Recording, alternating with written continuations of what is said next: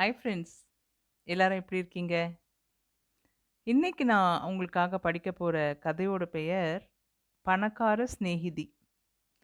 1980ல கல்கி வார இதழில வந்த இந்த கதையோட எழுத்தாளர் மிகவும் பிரபலமான, நமக்கு எல்லாருக்குமே தெரிஞ்ச, பிடிச்ச கீதா பென்னட் அவர்கள்.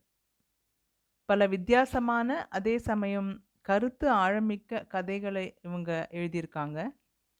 இதுவும் அதே போல ஒரு வித்தியாசமான கதை. வாங்களேன் கதைக்கு போவோம்.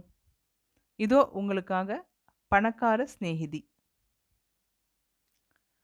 அவசரமாய் டிஃபனுக்கு ஏற்பாடு பண்ணி கொண்டிருந்தேன். நேரத்துக்கு எல்லாம் முடிந்தால்தான் அவர் வீடு திரும்பியதும் கோவிலுக்கு போகலாம். என் மகன் கண்ணனுக்கு இன்றைக்கு 4 முடிந்து 5 வயதாகிறது. இவருடைய சம்பளத்துக்கு தகுந்த வீக்கமாய் குறைந்த விலையில் துணி எடுத்து எதிர்க்கடை விட்டல்ராவ் கைவண்ணத்தில் அவனுக்கு டிராயர் தைத்திருந்தேன். வாசலில் நின்று கொண்டிருந்து காத்து கொண்டிருந்த கண்ணன் பெரிய குரலில் இறைந்தான். அம்மா, லதா மாமி வந்திருக்காங்க. அவன் குரலை தொடர்ந்து ஒலித்தது லதாவின் குரல்.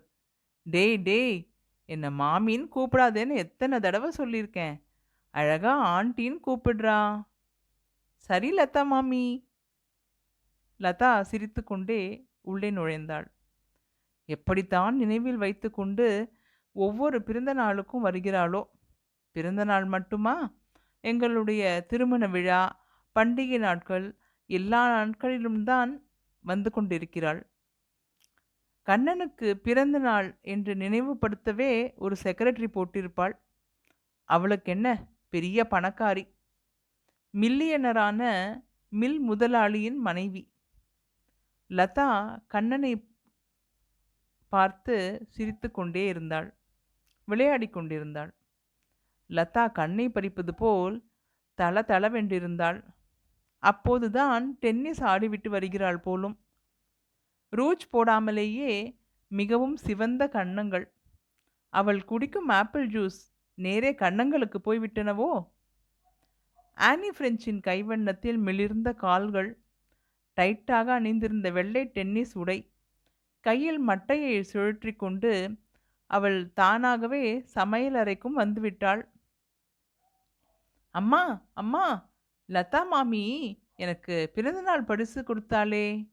கண்ணனின் கையில் சின்னதாய் ஒரு பார்சல். அதன் மேல் குட்டியாய் ஒரு சாட்டின் ரிப்பன் பூ. அவன் அதை அவசரமாய் திறக்க முயன்றான். எனக்கு ஆயாசமாய் வந்தது. எப்போதும் போல சீப்பாய் ஒரு பரிசு கொண்டு வந்திருப்பாள். பணக்கார சிநேகிதியாயிருந்தால் என்ன, மனசு வந்து கை நிறைய பணம் செலவழித்து குழந்தைக்கு பரிசு கொடுத்தாள் அவள் ஆஸ்தி கரைந்து விடுமா என்ன? நான் நினைத்தது சரிதான். மிக சாதாரணமான ரெடிமேட் ஆடை. இவளை யார் பரிசு கொடுக்க சொன்னார்கள்?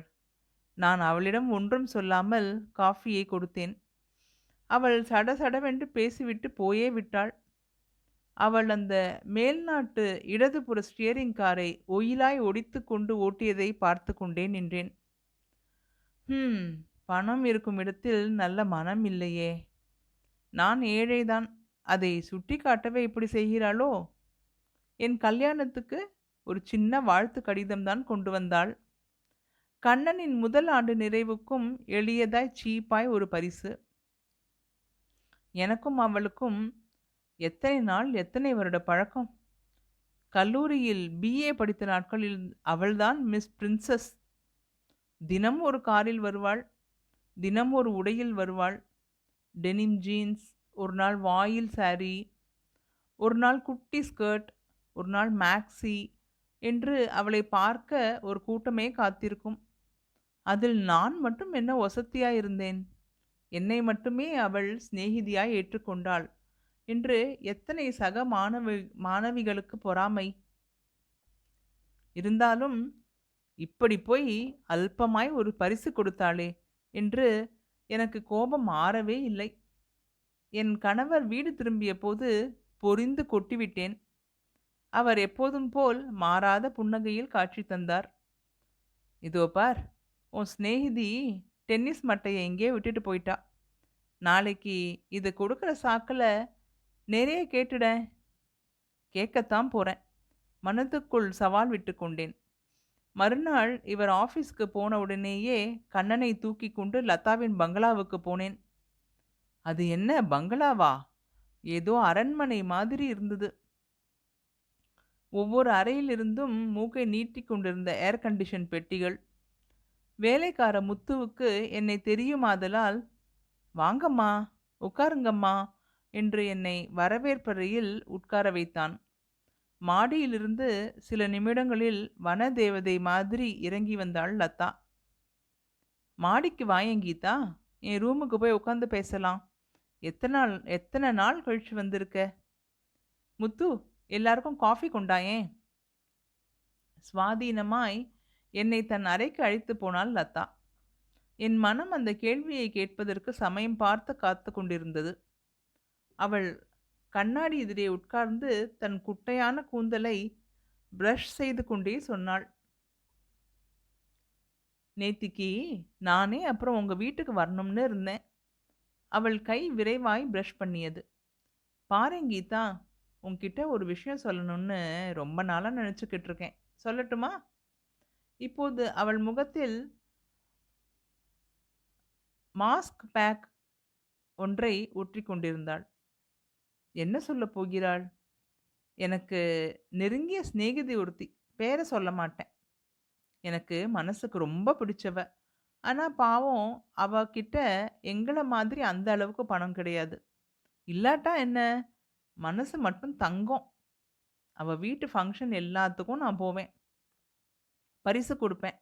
ஆனால் கொஞ்சம் சீப்பாக தான் வாங்குவேன். ஏன் தெரியுமா? அதே மாதிரி என் வீட்டு கல்யாணத்துக்கும் பிறந்த நாளுக்கும் அவள் வரணும். நான் ஏகப்பட்டதாக பணத்தை கொட்டி அவள் குழந்தைக்கு தொட்டிலும் அவளுக்கு பட்டுப்புடவையும் வாங்கி தரலாம். ஆனால் அதுவே நாளைக்கு எனக்கு பரிசு கொடுக்கணும்னு அவளால் அப்படி செலவழிக்க முடியுமா? லதா அவ்வளோ பெருசாக பரிசு கொடுத்தாளே, நம்மால் முடியலையேன்னு மனசு வருத்தப்படும். அல்லது கடன் வாங்கியாவது பரிசு கொடுக்கணும்னு தோணும். ஒருவேளை என்னோட சிநேகிதிக்கு நான் செய்கிற செயல்கள் நிறைய கோபத்தை கொடுத்துருக்கோம். ஆனால் அவளோட சிநேகிதம் எனக்கு இல்லாது போகக்கூடாதுன்னு தான் இவ்வளவும் செஞ்சேன். அவளை நான் மேலே பேச விடவில்லை. ஐ எம் சாரி லதா, உன்னை தப்பா நினச்சதுக்கு என்னை மன்னிச்சிடு. என் கண்களில் நீர் நிறைந்தது. ஆமாம் கீதா, நேத்திக்கு என் டென்னிஸ் ராக்கெட்டை எடுக்க வந்தபோது நீ உன் கணவரிடம் சொல்லி கொண்டிருந்ததை நான் கேட்டேன். நான் உன் கல்யாணத்துக்கு ஒரு வாழ்த்து கடிதம் மட்டும் கொடுக்காமல் 1000 ரூபாய்க்கு பரிசு கொடுத்திருந்தா, நீயும் என் கல்யாணத்துக்கு 1000 ரூபாய்க்கு பரிசு கொடுக்கணும்னு நினைக்க மாட்டியா? அதுதானே முறை. என்னோட பணக்கார சர்க்கிள் சிநேகிதர்களை விட உன் சிநேகிதத்தை தான் நான் ரொம்ப உயர்வாக மதிக்கிறேன் கீதா என லதா கூற, கண்ணீர் மல்கி ஆழ்ந்த அன்புடன் லதாவை அணைத்து கொண்டாள் கீதா. அவள்தான் எவ்வளவு உயர்ந்த சிநேகிதி! என்ன ஃப்ரெண்ட்ஸ், செல்வந்தர்களாக இருந்தால் தன்னுடைய பகட்டால் இளமை கால சிநேகிதங்களை மதிக்காமல் இருக்கிற இந்த காலத்தில் சிநேகிதம்தான் உயர்ந்ததுன்னும் அதை தக்க வச்சுக்கொள்ள எவ்வளவு முன் ஜாக்கிரதையாக நடந்துக்கிறாங்க இந்த லதா, இல்லையா? என்னை போலவே உங்களுக்கும் இந்த கதை பிடிச்சிருக்கும்னு நம்புகிறேன். அடுத்த வாரம் உங்களை சந்திக்கிற வரைக்கும் சந்தோஷமாக இருங்க, சிரிச்சுக்கிட்டே இருங்க, எல்லோரோடையும் நட்பாக இருங்க. பாய்.